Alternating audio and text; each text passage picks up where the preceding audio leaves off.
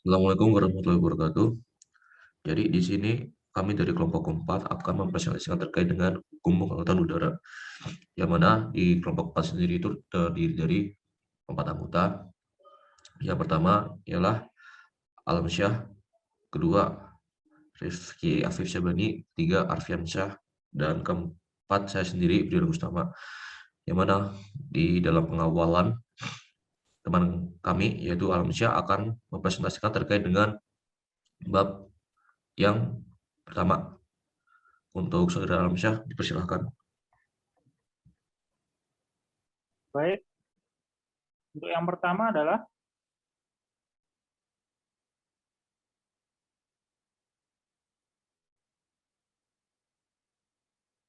pendahuluan. Pendahuluan terkait hukum pengangkutan udara.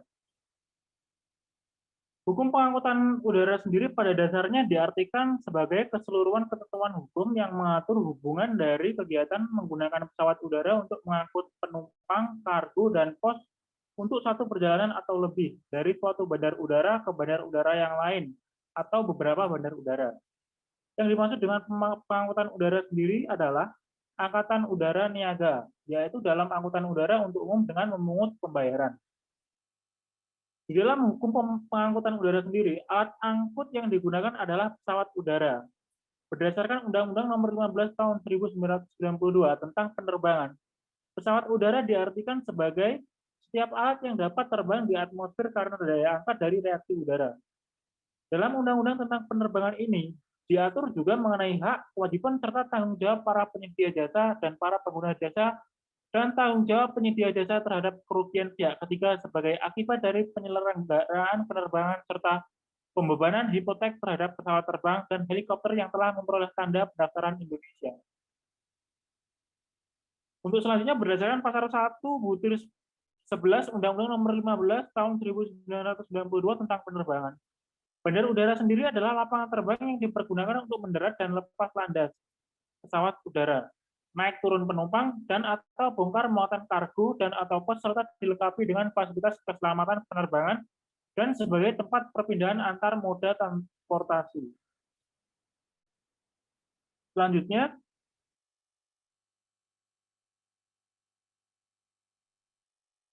yang kedua adalah tentang ketentuan hukum pengangkutan udara. Yang pertama adalah ketentuan hukum pengangkutan udara dalam angkatan udara dalam negeri. Peraturan yang mengatur antara lain yang pertama, Lubar Wodor Donansi atau Ordonansi Pengangkutan Udara atau lazim disingkat dengan OPU yang diatur di dalam STB nomor 100 tahun 1939. OPU sendiri mengatur tentang angkutan penumpang, bagasi, barang, dan tanggung jawab pengangkut dalam pengangkutan udara dalam negeri. Yang kedua, Undang-Undang nomor 15 tahun 1992 tentang penerbangan. Disahkan pada tanggal 25 Mei 1992. Sumber LN 1992 atau 53, TLN nomor 3481. Undang-undang tersebut di atas selain mengatur tentang penerbangan pada umumnya, misalnya mengenai penggunaan wilayah udara, pesawat udara, dan sebagainya. Undang-undang ini juga mengatur tentang angkutan udara.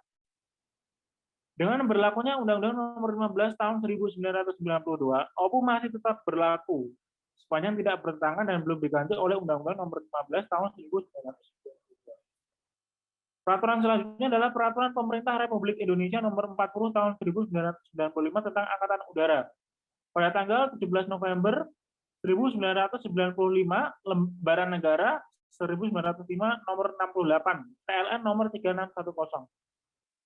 Nomor 4 adalah Peraturan Pemerintah Republik Indonesia Nomor 3 Tahun 2000 tentang perubahan atas Peraturan Pemerintah Nomor 40 Tahun 1995 tentang Angkutan Udara. Peraturan nomor 5 adalah Peraturan Pemerintah Republik Indonesia nomor 12 tahun 2000 tentang pencarian dan pertolongan. Peraturan nomor 6 adalah Peraturan Pemerintah Republik Indonesia nomor 3 tahun 1995 tentang keamanan dan keselamatan penerbangan. Selanjutnya, ketentuan tentang hukum pengangkutan udara tentang angkutan udara dari dalam negeri ke luar negeri atau internasional. Pengangkutan udara internasional sebagian besar didasarkan pada perjanjian atau konvensi internasional. Perjanjian yang cukup penting untuk ditelaah antara lain yang pertama adalah Konvensi Warsawa tahun 1929 yang berlaku di Indonesia tahun 1933. Yang kedua adalah penyempurnaan Konvensi Warsawa, antara lain yang pertama A. Perjanjian Den Haag atau Hago tahun 1955. Yang kedua, Montreal Agreement tahun 1966 antara perusahaan-perusahaan penerbangan dengan pemerintah Amerika Serikat. Selanjutnya adalah perjanjian khusus tentang pengangkutan udara atau International Air Transport Association atau IATA, adalah organisasi internasional yang beranggotakan perusahaan-perusahaan pengangkutan udara internasional. Selanjutnya, yang ketiga adalah tentang beberapa hal penting dalam Undang-Undang Penerbangan sendiri. Jadi dalam Undang-Undang Nomor 15 Tahun 1992 ada beberapa istilah yang perlu dipahami. Istilah yang pertama adalah penerbangan. Penerbangan adalah segala sesuatu yang berkaitan dengan penggunaan wilayah udara, pesawat udara, bandara udara, angkutan udara, keamanan dan keselamatan penerbangan, serta kegiatan dan fasilitas penunjang lain yang terkait di dalam penerbangan Republik Indonesia. Yang kedua, wilayah darat adalah ruang udara di atas wilayah daratan dan perairan. Yang ketiga, pesawat udara adalah setiap alat yang dapat terbang di atmosfer karena daya angkat dari reaksi udara. Yang keempat, pesawat udara Indonesia adalah pesawat udara yang didaftarkan dan mempunyai tanda pendaftaran Indonesia. Yang kelima, pesawat terbang adalah pesawat udara yang lebih berat dari udara bersifat tetap dan dapat terbang dengan tenaganya sendiri. Yang keenam, helikopter adalah pesawat udara yang lebih berat dari udara dan bergerak dengan tenaga sendiri. Nomor 7, pesawat udara negara adalah pesawat udara yang dipergunakan oleh Angkatan Bersenjata Republik Indonesia dan pesawat udara instan pemerintah tertentu yang diberi fungsi dan kewenangan untuk menegakkan hukum sesuai dengan peraturan undang-undang yang berlaku. Yang ke-8, pesawat udara sipil adalah pesawat udara selain pesawat dari udara negara. Selanjutnya, yang ke-9 adalah pesawat udara sipil asing, adalah pesawat udara yang didaftarkan dari atau yang mempunyai tanda pendaftaran negara yang bukan dari Indonesia. Yang ke-10, pesawat udara dari Angkatan Bersenjata Republik Indonesia, yang mana adalah pesawat udara negara yang dipergunakan dalam Dinas Angkatan Bersenjata Republik Indonesia. Yang ke-11, bandar udara adalah lapangan terbang yang dipergunakan untuk mendarat atau lepas landas pesawat udara, naik turun penumpang dan atau bongkar muat kargo dan atau pos, serta dilengkapi dengan fasilitas keselamatan penerbangan dan sebagai tempat perpindahan atau moda transportasi.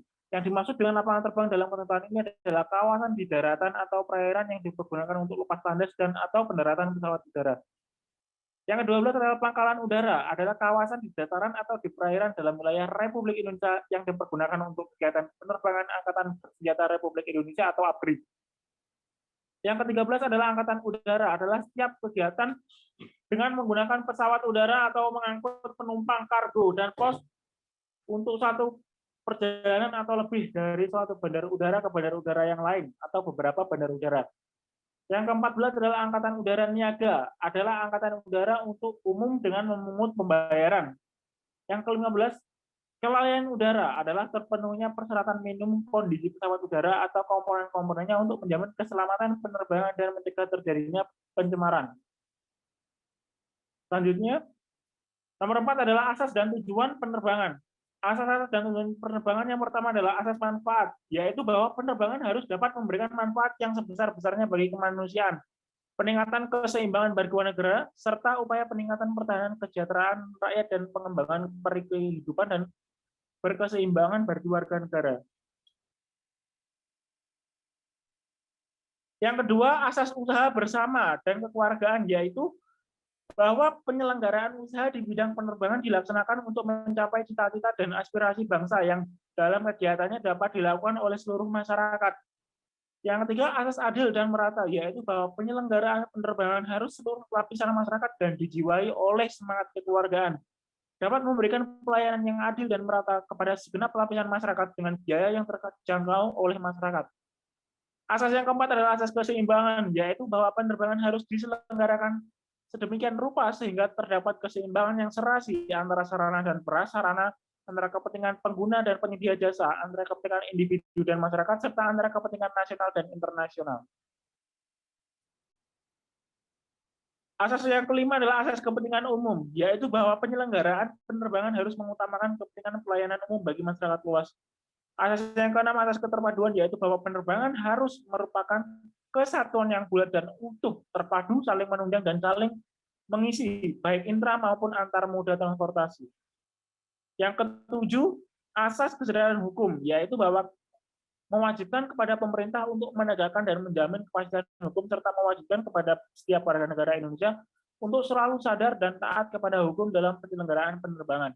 Yang kedelapan adalah asas percaya pada diri sendiri, yaitu bahwa penerbangan harus berlandaskan pada kepercayaan dan kemampuan dan kekuatan sendiri serta bersendikan kepada kepribadian bangsa. Selain asas-asas, selanjutnya adalah tujuan penerbangan. Tujuan penerbangan sendiri adalah untuk mewujudkan penyelenggaraan penerbangan yang selamat, aman, cepat, lancar, tertib, dan teratur, nyaman, dan berdaya guna dengan biaya yang terjangkau oleh daya beli masyarakat, dengan mengutamakan dan melindungi penerbangan nasional yang menunjang. Selanjutnya, yang kelima terkait kedaulatan wilayah udara. Tentang kedaulatan atas wilayah udara ini, sebagaimana diatur dalam bab 2 dari Undang-Undang Penerbangan pasal 4 sampai dengan pasal 6, bahwa pada prinsipnya NKRI berdaulat penuh sebagai negara yang berdaulat, memiliki kedaulatan utuh atas wilayah udara Republik Indonesia, sesuai dengan ketentuan Konvensi Chicago tahun 1944 tentang penerbangan sipil internasional. Ketentuan dalam pasal ini hanya menegaskan mengenai kewenangan dan tanggung jawab negara Republik Indonesia untuk mengatur penggunaan wilayah udara yang merupakan bagian dari wilayah dirgantara Indonesia. Sedangkan mengenai kedaulatan atas wilayah Republik Indonesia secara menyeluruh tetap berlaku. Ketentuan sebagaimana diatur dalam Undang-Undang Nomor 20 Tahun 1982 tentang ketentuan pokok pertahanan keamanan negara Republik Indonesia. Yang keenam adalah terkait pembinaan dan penyelenggaraan pengangkutan.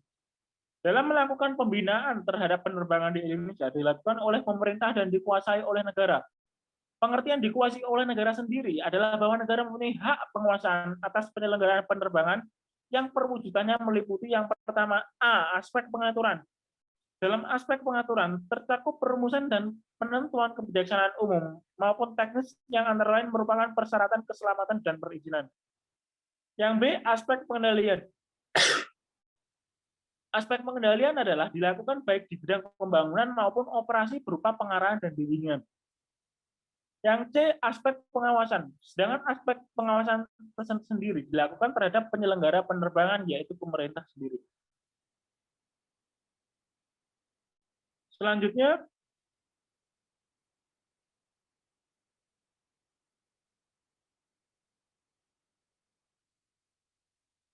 udara dan penggunaannya sebagai jaminan. Menurut pasal 9 Undang-Undang Penerbangan, bahwa pesawat udara yang dioperasikan di Indonesia wajib mempunyai tanda pendaftaran.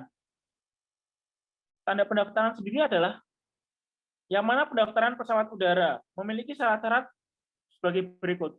Syarat pesawat sipil yang mempunyai pendaftaran adalah dimiliki oleh WNI atau Badan Hukum Indonesia. Yang kedua, dimiliki oleh warga negara asing atau Badan Hukum asing yang dioperasikan oleh warga negara Indonesia atau Badan Hukum Indonesia untuk jangka waktu pemakaiannya minimal 2 tahun secara terus-menerus berdasarkan suatu perjanjian sewa beli, sewa guna usaha atau bentuk perjanjian lainnya. Sepanjang kebutuhan angkatan udara di Indonesia belum terpenuhi, pesawat udara yang dimiliki oleh warga negara asing atau Badan Hukum asing dapat didaftarkan di Indonesia apabila memenuhi ketentuan dalam ayat ini. Yang ketiga, dimiliki oleh instansi pemerintah. Yang keempat, dimiliki oleh lembaga tertentu yang diizinkan pemerintah. Yang dimaksud dengan lembaga tertentu antara lain lembaga sosial, keagamaan, pendidikan, dan olahraga. Sedangkan yang dimaksud dengan izin pemerintah adalah izin untuk melakukan kegiatan tertentu di Indonesia dan izin untuk dapat menggunakan pesawat udara dalam rangka menunjang kegiatannya. Selanjutnya, B. Terkait kebangsaan pesawat udara. Terkait kebangsaan pesawat udara ini diatur dalam ketentuan pasal 10 dari Undang-Undang Penerbangan, menyebutkan bahwa selain tanda pendaftaran sebagaimana dimaksud dalam pasal 9 ayat 1, pesawat terbang dan helikopter yang dioperasikan di Indonesia wajib mempunyai tanda kebangsaan. Tanda kebangsaan Indonesia hanya diberikan kepada pesawat terbang dan helikopter yang telah mempunyai tanda pendaftaran Indonesia.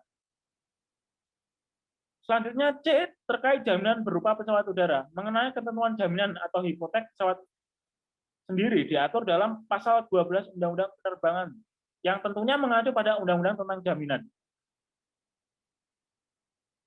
Selanjutnya adalah yang ke-8, terkait hukum pengangkutan udara, yaitu penggunaan pesawat udara. Mengenai penggunaan pesawat di wilayah negara Republik Indonesia diatur dalam bab 6 mulai pasal 13 Undang-Undang Penerbangan bahwa pesawat udara yang dapat digunakan di wilayah negara Republik Indonesia hanyalah pesawat udara Indonesia. Yang dimaksud dengan kata digunakan dalam ketentuan ini adalah yang dioperasikan.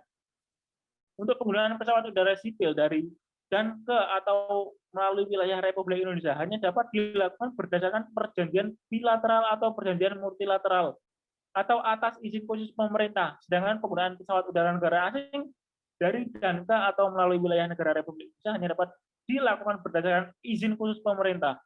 Izin khusus sendiri sebagaimana dimaksud dalam pasal 13 ayat 2 dan ayat 3 diatur lebih lanjut dengan peraturan pemerintah. Jenis dan penggunaan pesawat udara sipil dan pesawat udara negara diatur lebih lanjut dengan peraturan pemerintah. Selanjutnya, nomor 9, keamanan dan keselamatan penerbangan dalam hukum pengangkutan udara. Dalam Undang-Undang Nomor 18 Tahun 1992 tentang penerbangan ini juga mengatur mengenai keamanan dan keselamatan penerbangan. Keamanan dan keselamatan penerbangan adalah suatu kondisi untuk mewujudkan penerbangan dilaksanakan secara aman dan selamat sesuai dengan rencana penerbangan. Keamanan penerbangan adalah keadaan yang terwujud dari penyelenggaraan penerbangan yang bebas dari gangguan dan atau tindakan yang melawan hukum. Keselamatan penerbangan adalah keadaan yang terwujud dari penyelenggaraan penerbangan yang lancar sesuai dengan prosedur operasi dan persyaratan kelalaian teknis terhadap sarana dan prasarana penerbangan beserta penunjangnya. Ketentuan tentang keamanan dan keselamatan penerbangan tersebut bisa ditemui dalam pasal bab 7, pasal 18 sampai dengan pasal 24 tentang keamanan dan keselamatan penerbangan ini, yang selanjutnya juga diatur dalam Peraturan Pemerintah Republik Indonesia Nomor 3 Tahun 2001. Tambahan Lembaran Negara Republik Indonesia Nomor 4075.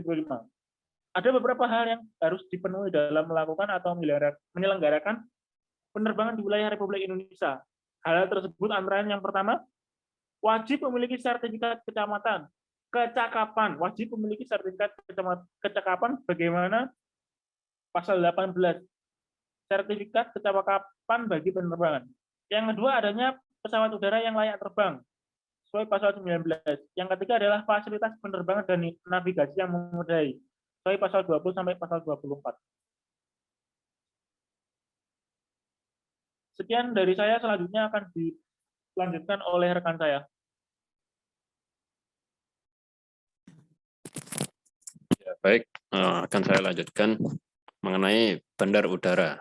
Mengenai bandar udara sudah diatur dalam bab 8 pasal 25 sampai dengan pasal 35 Undang-Undang Penerbangan.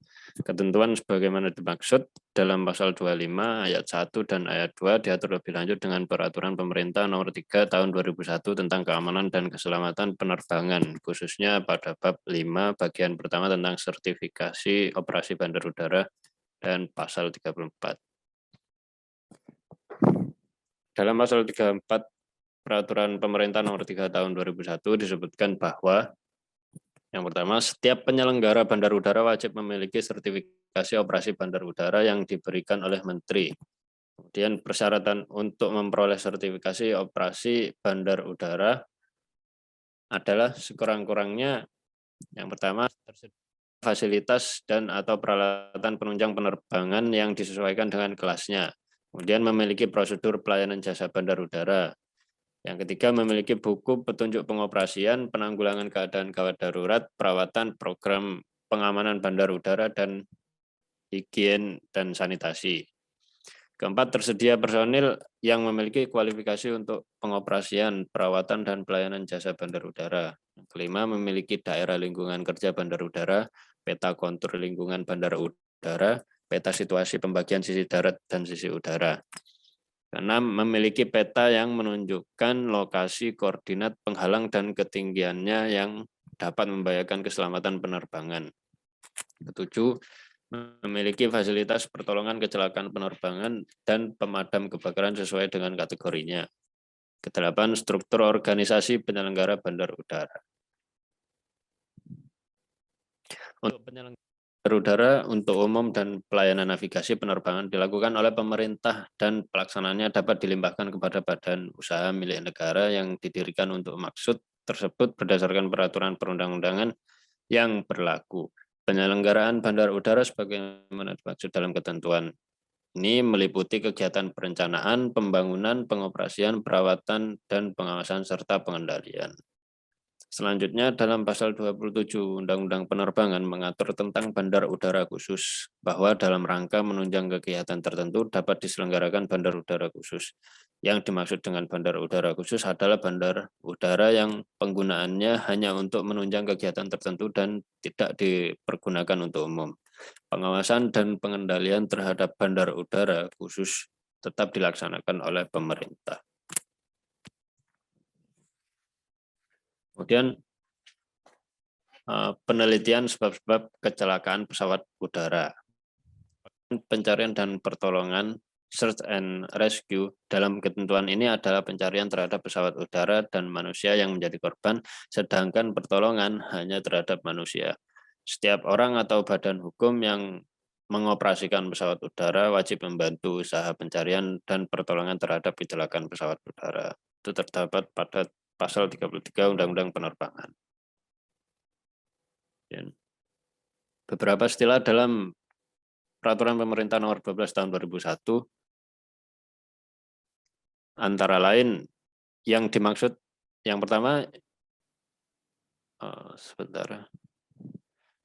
yang dimaksud pencarian dan pertolongan untuk selanjutnya disebut SAR adalah usaha dan kegiatan yang meliputi mencari, menolong, dan menyelamatkan jiwa manusia yang hilang atau dikhawatirkan hilang atau menghadapi bahaya dalam musibah pelayaran dan atau penerbangan.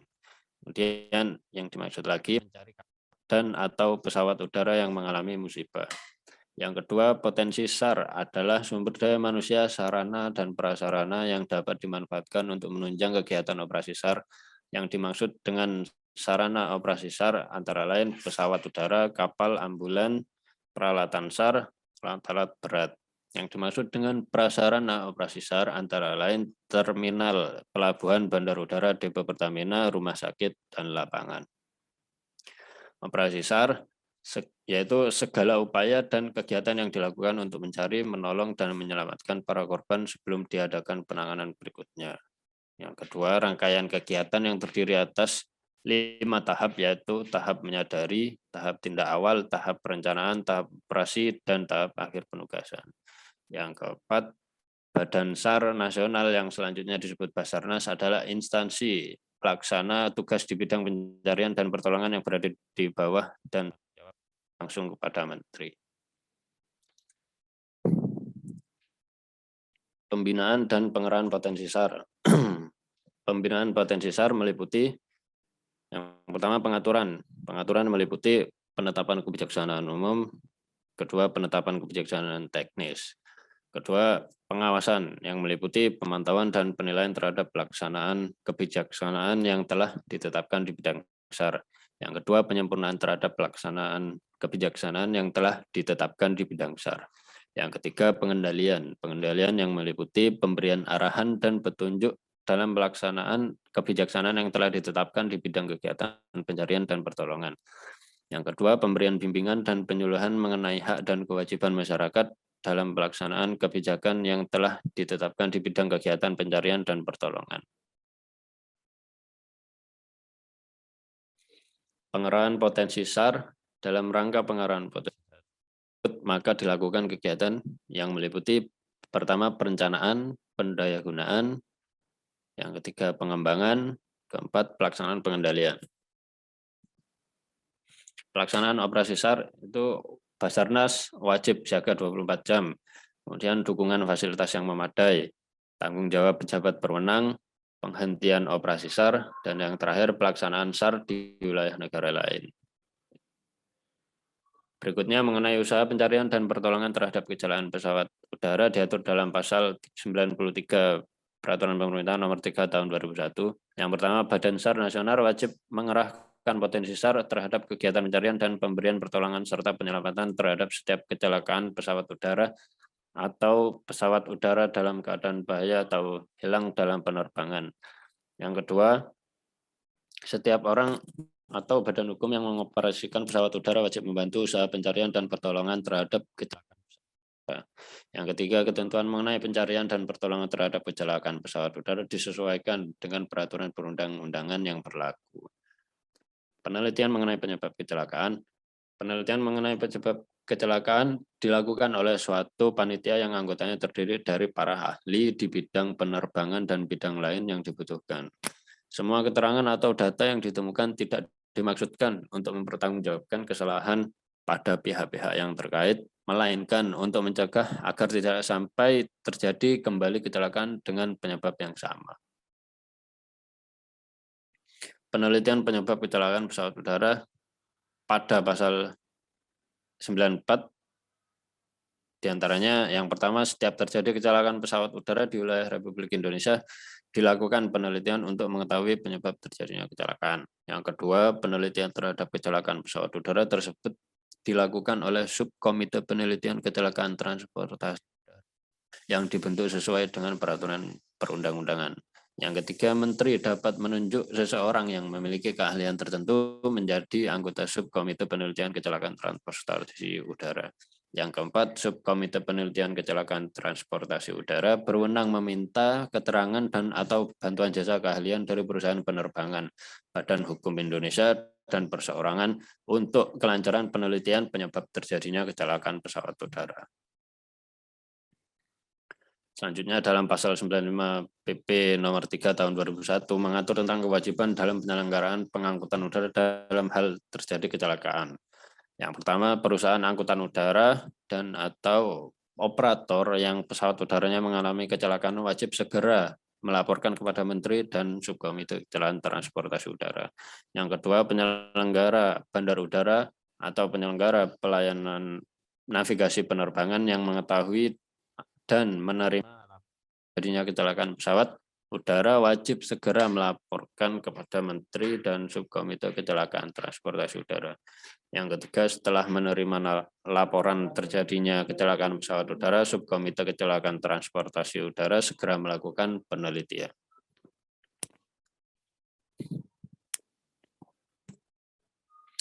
Kemudian pengangkutan orang atau penumpang dan barang. Yang pertama, pengangkutan orang atau penumpang. Yang kedua, pada pasal 24 OPU merumuskan syarat-syarat bila mana pengangkut bertanggung jawab apabila penumpang meninggal, luka, atau penderitaan lainnya, yaitu yang pertama kerugian disebabkan karena kecelakaan. Kemudian kecelakaan tersebut ada hubungannya dengan pengangkutan udara. Kemudian kecelakaan tersebut terjadi di dalam pesawat udara maupun selama penumpang melakukan kegiatan embarkasi atau disembarkasi. Yang perlu dipahami lebih lanjut di dalam pengangkutan orang adalah pengertian kecelakaan. Suatu peristiwa dapat dikatakan sebagai kecelakaan menurut pasal 17 Konvensi Warsawa 1929 apabila peristiwa tersebut merupakan suatu kejadian yang luar biasa atau tidak dapat diperkirakan sebelumnya. Contohnya adalah hijacking, yang kedua sabotase, tiga kerusakan pesawat udara, keempat kekacauan akibat pendaratan darurat, yang kelima bencana alam seperti badai dan sebagainya, yang keenam serangan pesawat udara militer. Kemudian pengangkutan barang. Dokumen angkutan udara untuk kargo disebut airway bill. Dengan dibuatnya airway bill maka dapat diketahui saat pengangkut mulai bertanggung jawab terhadap muatan kargo, airway bill pada pokoknya memuat 3. Yang pertama tempat pemberangkatan dan tempat tujuan. Yang kedua apabila ada tempat antara, maka tempat tersebut harus dicantumkan. Yang ketiga untuk angkutan antar negara harus dicantumkan bahwa Konvensi Warsawa berlaku untuk pengangkutan tersebut. Dari segi tanggung jawab pengangkut, maka tanggung jawab pengangkut dimulai sejak kargo di bawah pengawasan pihak pengangkut, in charge, dan kargo tersebut telah berada di pelabuhan udara atau pesawat udara. Dari segi yuridis, yang menjadi masalah adalah pengertian in charge. Maka ada dua interpretasi, yaitu interpretasi dalam arti luas dan interpretasi dalam arti sempit.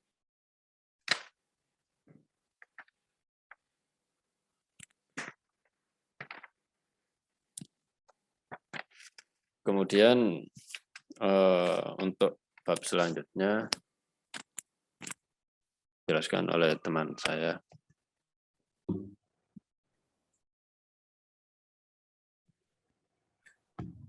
Baik, saya akan melanjutkan subbab tentang tarif angkutan udara niaga. Angkutan udara adalah setiap kegiatan dengan menggunakan pesawat udara untuk mengangkut penumpang, kargo, dan pos untuk satu perjalanan atau lebih dari satu bandar udara ke bandar udara yang lain atau beberapa bandar udara.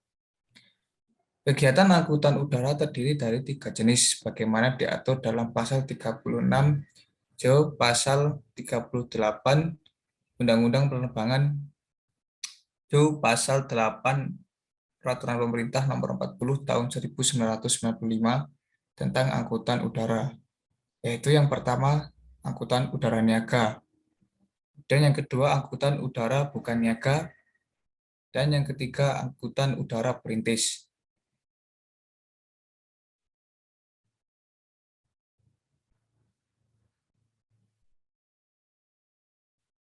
Peraturan pemerintah yang mengatur sehubungan dengan angkutan udara niaga adalah Peraturan Pemerintah Nomor 40 Tahun 1995 tentang angkutan udara, khususnya pada bab 3, pasal 16 sampai pasal 26. Pasal peraturan pemerintah tersebut ada 3 hal utama yang diatur, yaitu yang pertama, izin usaha angkutan udara niaga yang diatur dalam pasal 16 sampai pasal 22. Kemudian pencabutan izin usaha angkutan udara niaga yang diatur dalam pasal 23 sampai pasal 24. Kemudian jaringan dan rute penerbangan bagi angkutan udara niaga berjadwal. Kemudian izin usaha angkutan udara niaga itu terdiri atas 2 macam, yaitu yang pertama izin usaha angkutan udara niaga berjadwal, dan kedua izin usaha angkutan udara niaga tidak berjadwal. Pencabutan izin usaha angkutan udara niaga yang diatur dalam pasal 23 sampai pasal 24. Dalam pasal 23 Peraturan Pemerintah Nomor 40 Tahun 1995 diatur mengenai pencabutan izin usaha angkutan udara niaga sebagai berikut. Yang pertama, apabila perusahaan angkutan udara melanggar salah satu ketentuan sebagaimana dimaksud dalam pasal 22. Kemudian pencabutan izin usaha sebagaimana dimaksud dalam ayat 1 dilakukan melalui proses peringatan tertulis sebanyak 3 kali berturut-turut dengan tenggang waktu masing-masing 1 bulan. Kemudian apabila peringatan sebagaimana dimaksud dalam ayat 2 tidak diindahkan, dilanjutkan dengan pembekuan izin usaha untuk jangka waktu 1 bulan. Kemudian apabila pembekuan izin usaha sebagaimana dimaksud dalam ayat 3 habis jangka waktunya dan tidak ada usaha perbaikan, izin usaha dicabut. Yang dimaksud dengan usaha perbaikan di sini adalah usaha-usaha yang nyata dilakukan oleh pemegang izin untuk memperbaiki kesalahan-kesalahan yang dapat berkaitan dicabutnya izin usaha angkutan udara niaga. Kemudian jaringan dan rute penerbangan bagi angkutan udara niaga berjadwal.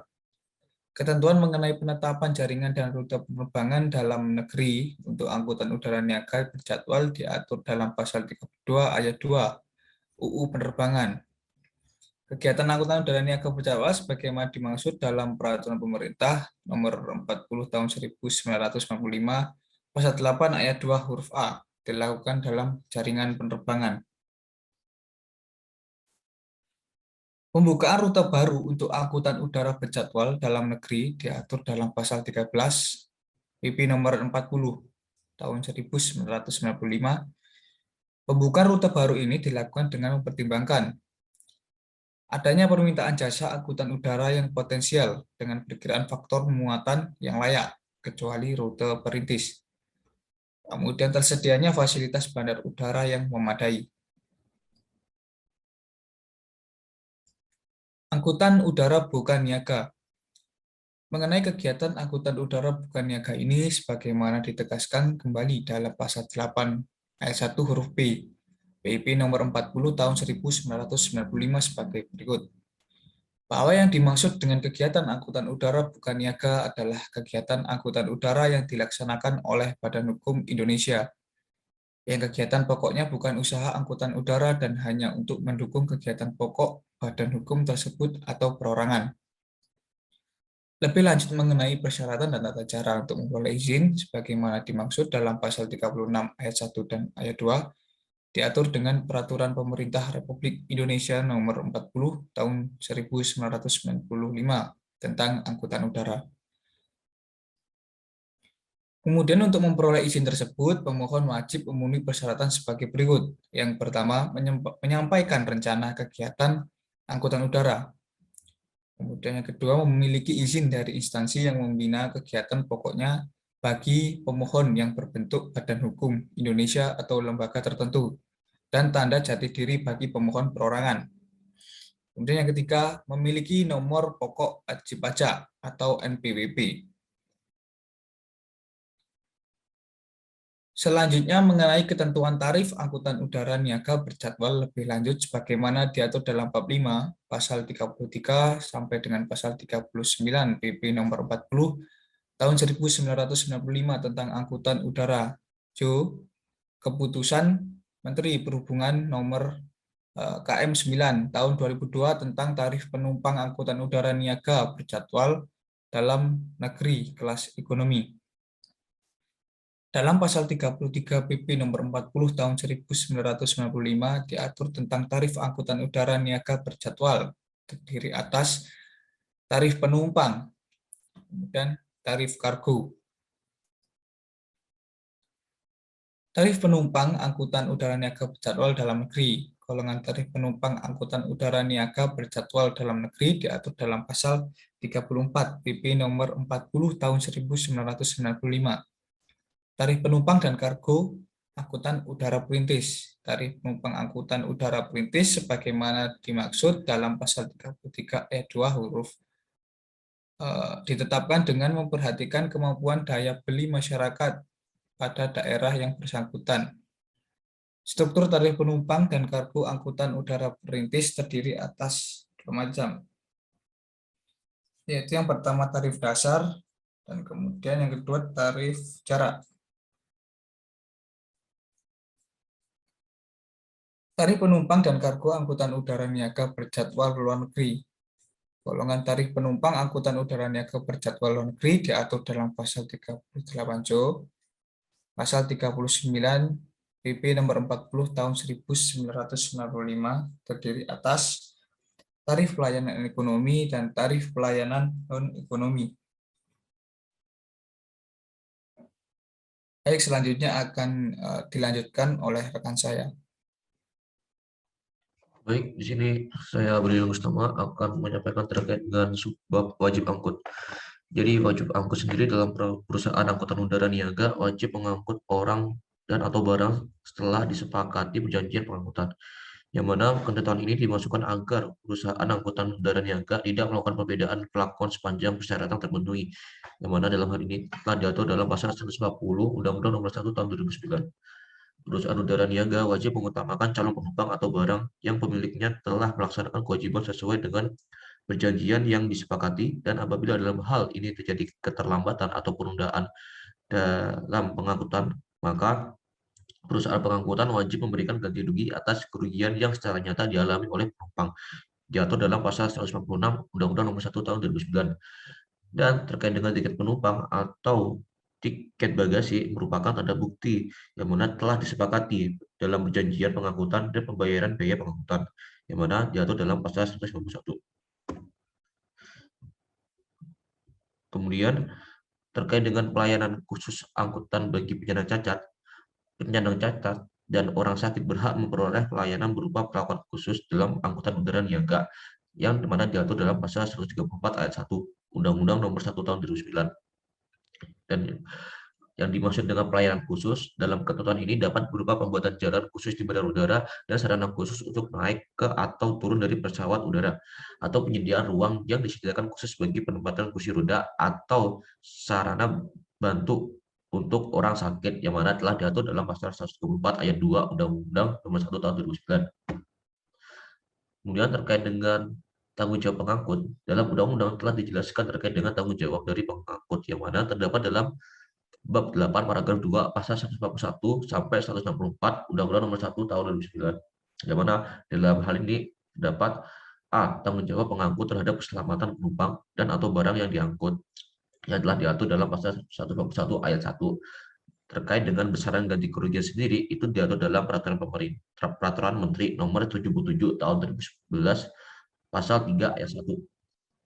Kemudian terkait dengan tanggung jawab pengangkut terhadap keselamatan pihak ketiga, dalam hal ini yang dimaksud dengan pihak ketiga ialah orang atau badan hukum yang tidak ada kaitannya dengan pengoperasian pesawat udara, tetapi dia meninggal atau luka atau menderita kerugian akibat pengoperasian pesawat udara, yang mana telah diatur dalam pasal 104 ayat 1. Berkait dengan ganti kerugian diatur dalam Peraturan Menteri Nomor 77 Tahun 2011 dan dalam pasal 14. Kemudian terkait dengan tanggung jawab pengangkut terhadap pengangkutan campuran. Dalam hal pengangkutan campuran, undang-undang hanya mengatur terkait dengan ketentuan mengenai tanggung jawab pengangkut udara apabila kegiatan angkutan tersebut dilakukan dalam satu dokumen angkutan udara. Dan kemudian terkait dengan kewajiban asuransi bagi pengangkut, yang mana dalam hal ini telah diatur dalam pasal 179 Undang-Undang Nomor 1 Tahun 2009, yang mana telah dijelaskan bahwa pengangkut wajib mengasuransikan tanggung jawabnya terhadap penumpang dan kargo yang diangkut sebagaimana dimaksud dalam pasal 151, 143, 144, 145, dan 146. Kemudian terkait dengan penggunaan pesawat udara TNI, yang mana dalam pasal 8 Undang-Undang Nomor 1 Tahun 2009, dalam keadaan tertentu pesawat udara negara dapat dipergunakan untuk keperluan angkatan udara sipil dan sebaliknya. Yang dimaksud dengan keadaan tertentu adalah apabila pemerintah memerlukan transportasi untuk angkutan udara, sedangkan yang tersedia hanya pesawat udara negara, pemerintah dapat menggunakan pesawat udara negara menjadi pesawat udara sipil sesuai dengan persyaratan pesawat udara sipil. Begitu juga sebaliknya, apabila pemerintah memerlukan pesawat udara untuk kegiatan negara, sedangkan yang tersedia hanya pesawat udara sipil dapat diubah menjadi pesawat udara negara sesuai dengan persyaratan pesawat udara negara. Sekian, mungkin itu saja yang bisa kami presentasikan. Apabila ada kekurangan dalam penyampaian, kami mohon maaf yang sebesar-besarnya. Terima kasih. Wabillahi taufiq wal hidayah. Wassalamualaikum warahmatullahi wabarakatuh.